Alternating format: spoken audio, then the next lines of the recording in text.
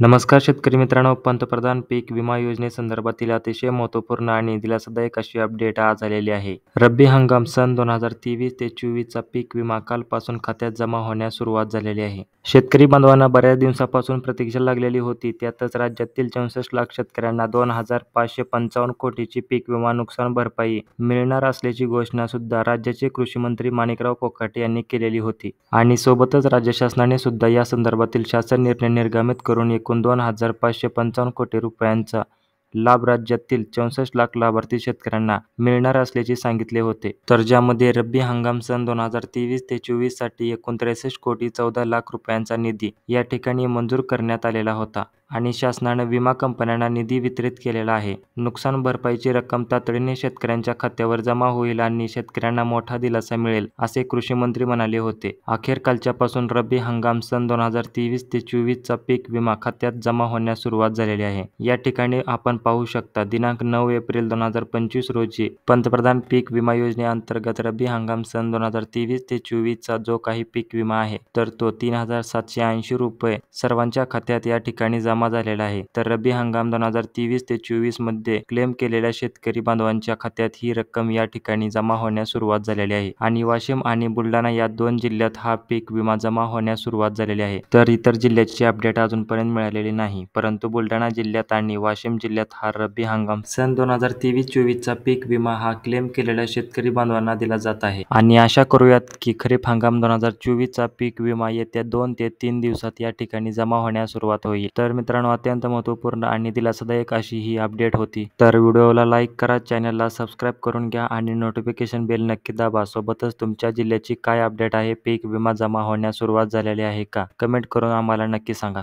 धन्यवाद.